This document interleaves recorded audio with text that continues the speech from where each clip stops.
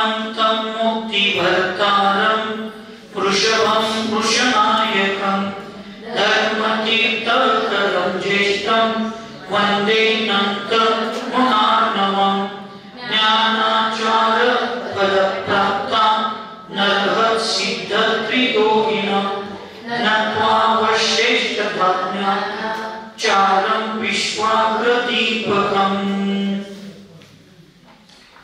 पंच परमेश्वरी भगवान की, अहिंसा में विश्व धर्म की, सिद्धांत शास्त्र की, चारित्र चक्रवर्ती विश्व पूज्य आचार्य श्री सकल कीर्ति महामुनिराज की, चारित्र चक्रवर्ती विश्व सती के प्रथम आचार्य शुद्धिसागर जी महाराज की, संत शिरोमणि आचार्य गुरु विद्यासागर जी महाराज की, तीन करोड़ को शांतमूर्ति वसरत्नाकर गुरु सन्मति सागर जी महाराज की, 3 करोड़ महामुनिराजों की आज के आनंद की।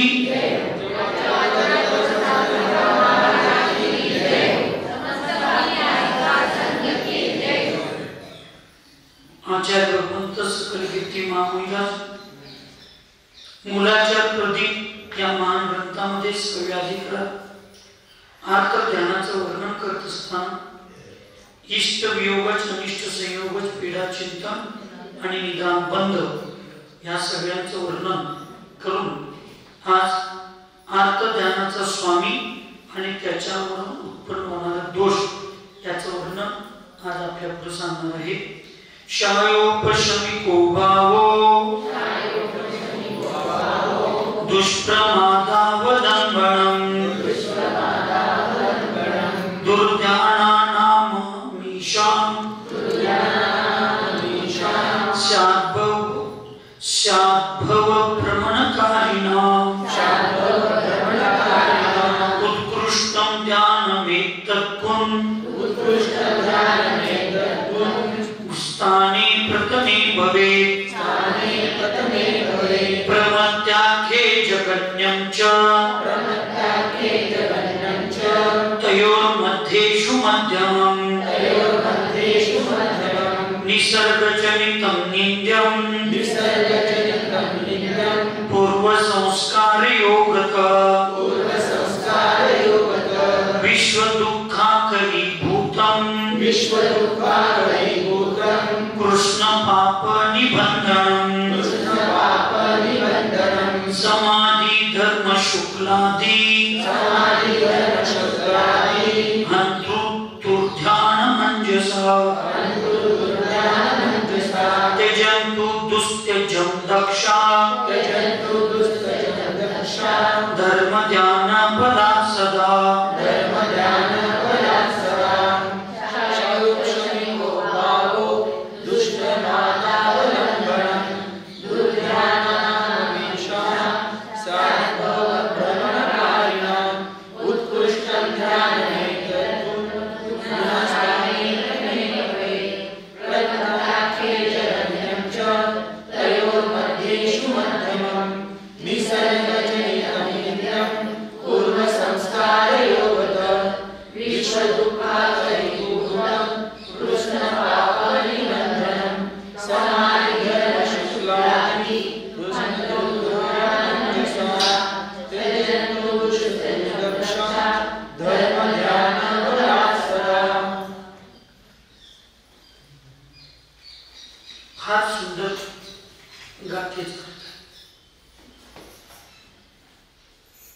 हिंदीत वस्तू आणि संस्कृत मधलं माझं सांगायला फक्त चुकायला नको।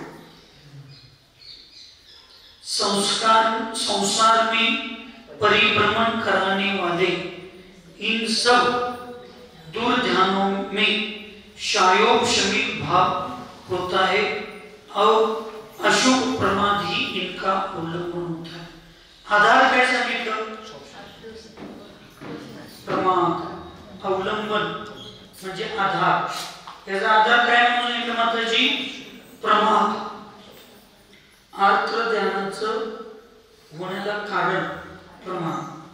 प्रमादाचा अर्थ तुम्ही घ्यायचा नाही तुमचा प्रमाद, झोपणं, पाय पसरून बसणं, ह्याला प्रमाद, याला पण आज इथे हे घ्यायचं नाही। इथं प्रमादचा अर्थ साधून सांगितलं स्वतःच्या क्रियेतून, स्वतःच्या विचारातून, धर्म ध्यानातून बाजूला जाणं म्हणजे प्रमाद. इथं प्रमादाचा अर्थ काय घ्यायचा? प्रमाद म्हणजे आळस. कशाचा आळस? तुमचं काम आहे कुटणे लाटणे फुटणे सगळं हे पंचसुना काम तुमचं प्रापंचिक. हे काम करण्यामध्ये जो थोडा कानाडोळा करतो त्याला काय म्हणतोय आपण? आळस करू नकोस म्हणतोय मी. शेतात काम करण्यात तुमच्यात कामगार असतात तसं आमचा आळस काय? आमचे 28 मूलभूत षटक्रिया, सम्यक्त्वाचं क्रिया, ह्या सगळ्यामध्ये आम्ही प्रमाद करणे होतोय आमच्याकडं. 4 चांगले भक्त आले, मोठे भक्त आले, जरा दान देणारे मोठे भक्त आले, जरा चांगलं चांगलं करून खायला घालणारे भक्त आले. मिरची भजी, बर्फी, वडा, गुलाबजामुन असे करून घालणारे जर लोक आले किंवा जरा वाटते आपली लोक आहेत, आपली लोक आहेत. पण साधूंना असं वाटायला, श्रावकांना वाटत नाही आपलं महाराज म्हणून वर्षवर येत नाही ते. आणि आपणच कशाला आमचं माणसं आमचं माणसं हेच कळलं अलीकडे मला. श्रावकांना वाटत नाही आमचं महाराज आहेत म्हणून महिन्यात एकदा जावं असं वाटत नाही. आणि आम्हाला साधूनच सगळं सोडून आल्यावर पण आमची लोक खाली नाही, आमची लोक खाली नाही, आमची माणसं खाली नाही, आमची माणसं. आम्हालाच का असं वाटते? आम्हाला तर वाटते की माझ्या मनात आणि मी तुम्हाला म्हणलोच आहे चोराच्या मनात चांगले. मी म्हणलो जतवाडातली चौगली गेली असते असं मी म्हणलो होतो. मी म्हणलो होतो ते सांग. आता ते येऊन कबूल केलं आपण सांगायला पाहिजे. जनरली सांगत होतो मी प्रमादाचा अर्थ. तुम्हाला जसं तुमच्या परिवारातून शेण घाण मसर काय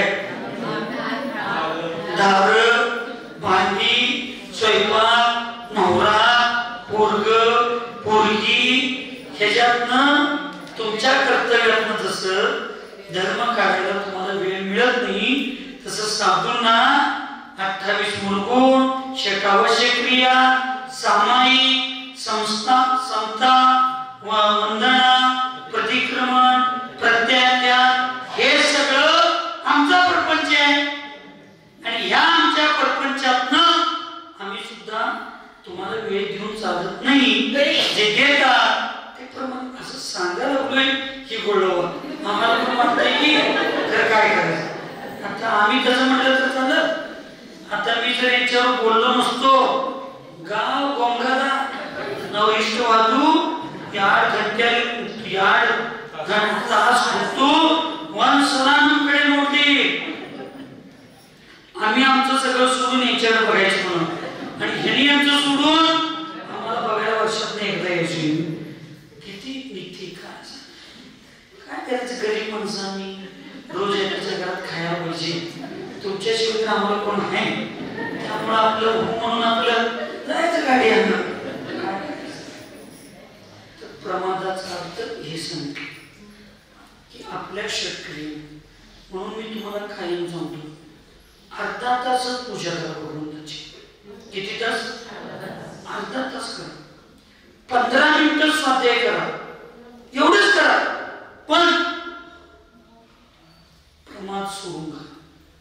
त्या 15 मिनिटात त्या अर्धा तासात जग इकडचं तिकडं जरी झालं तरी आम्ही कशातही कॉम्प्रोमाइज करणार बेके. आणि कुत्रीवाले एवढ्या भक्तीनं आहार करून घालायला लागल्या. आता माझ्यात सुद्धा बदल व्हायला पहिला कोणतर असं विशिष्ट माणसं आम्ही हृदय स्वाध्याय तासानं पोळ्या आम्ही बोलत बसणार. पण आता तुमच्यामुळं माझा ह्यातला आळस जरा काय लागले कमी.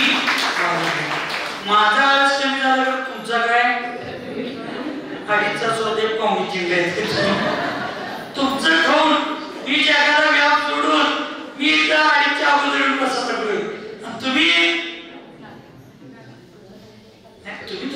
शांत आहेस तुमच्यावढी शानी माणसं मला जगात मिळणार आहे. हा प्रमाण सोडून आणि प्रमाण आहे. आपण जेवढ्या 28 मूलगुणांच्या क्रिया सोडून सम्यत्वाचे विचार सोडून ज्यावेळी पूर्वसंस्कार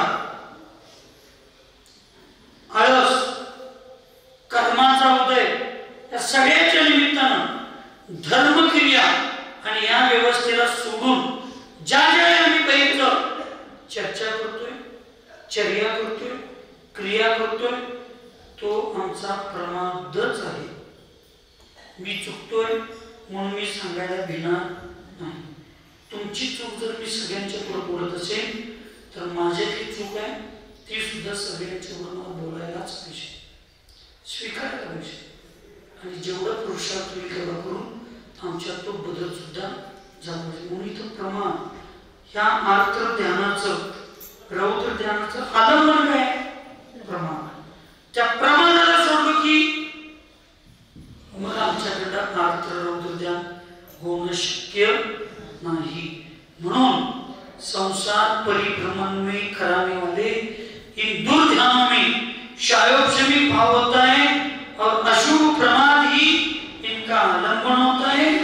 यह आर्द्र ध्यान उत्कृष्टता से पहले गुणस्थान में होता है. उत्कृष्टेन क्यों गुणस्थान होता? पहिल्या गुणस्थान. जगन्यतेनं 6व्या गुणस्थान. कितव्या? याचं गुणस्थान किती आहे? निदान बंधाचं 1 ते 6. निदान बंध 1 ते 5.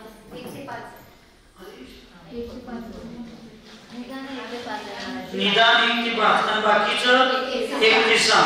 म्हणजे इष्ट वियोगज, अनिष्ट संयोगज आणि पीडा चिंतन 1 ते 6 म्हणजे 6वं गुणस्थान आहे. तर जगन्य कुठल्या गुणस्थानात असते? 6व्या. आणि उत्कृष्ट पहिल्या गुणस्थानात. आणि दुसऱ्यापासून 5व्या पर्यंत सगळं मध्यम. ही ह्याच्यामुळे लई बंधन आहे, नाहीतर एक पेन आलाच असतं तिकडे. उत्कृष्ट आर्द्र रौद्र ध्यान पहिल्या गुणस्थानात, जगन्य आर्द्र ध्यान 6व्या गुणस्थानात आणि दुसऱ्यापासून 5व्या पर्यंत मध्यम आर्द्र ध्यान. प्रमत्त नाम के छठे गुणस्थान में जगन्य होता है और बाकी के गुणस्थानों में मध्यम होता है. यह आर्द्र ध्यान पहले के संस्कारों के निमित्त से स्वभाव से ही उत्पन्न होता है. स्वभावानेच ते काय होते? उत्पन्न होते. आणि त्याला कारण काय आहे? पूर्व संस्कार येऊ दे. एक लक्षात ठेवा,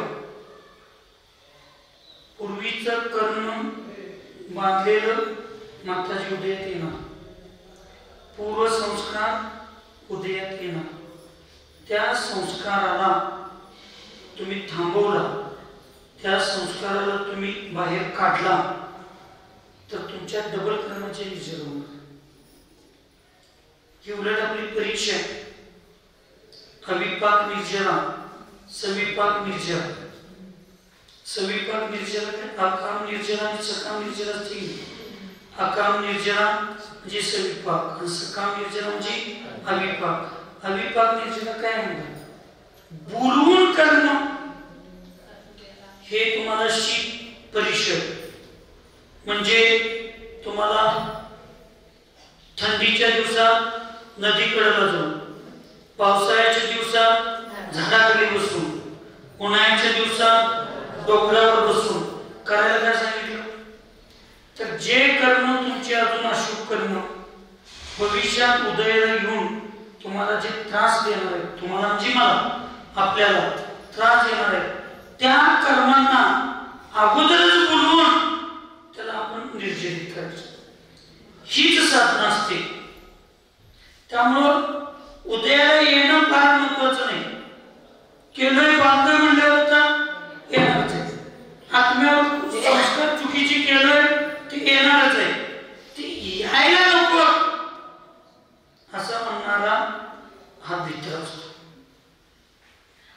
यायला नको असा म्हणणारा कसा असतो तो मित्र असतो. त्याला यायचं ये. आता मी जे तुला मिळवलोय ना त्याला मी अज्ञानी होतो. तुला ज्यावेळी मी मिळवलो त्यावेळेला माझ्याकडे होतं अज्ञान होतं. तुला ज्यावेळी मी मिळवलो त्यावेळी माझ्याकडं अशुभ भाव होते. पण आता मला शुभ भाव झाले. आता माझ्याकडे ज्ञान आहे. आता ज्यावेळी मी साधू आहे. आता मी हे जी साधना करायला लागलोय आणि मग आता माझ्याकडे ती ताकद मोठी आहे. तू ये. तुला पहिला भेट तुम्ही आता भिणार नाही. कारण काही जरी लक्षात नाही ठेवला तरी म्हणजे ह्या दोन ओळी लक्षात ठेवायचं. ए मत कहो खुदा से मेरी मुश्किलें बड़ी है, मुश्किलों से तू कह दे मेरा खुदा बड़ा है.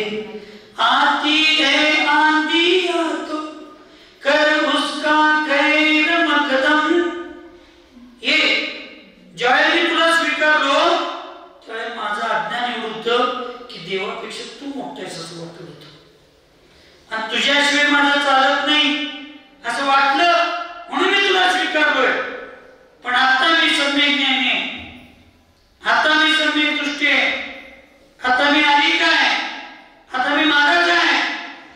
आता मी सम्यक दृष्टीचा वास्तविक आहे. त्यावेळी मला गुरु नव्हते. आता मला गुरु भेटले. त्यावेळी मला दिशा नव्हती. आता मला दिशा मिळाली. तुला मी आता नको म्हणणार नाही. ये. पण तू किती जरी आलास तर मी तुला आता ठेवून घेणार. मी तुला लगेच कळवणार. आमच्या हस्तिनापुराचं नुकसान करायला कारणीभूत शकुनी मामा आहे. हे पितामह भीष्माला लय उशिरा कळलं. लय उशिरा कळलं. आणि ज्यावेळी कळलं त्यावेळी उशीर झालेला होता. काढून टाकलं. आणि परत ती राजकुमारीच्या वेळी तो परत आला त्यावेळी जरा भीष्मांनी धाडस केलं असतं.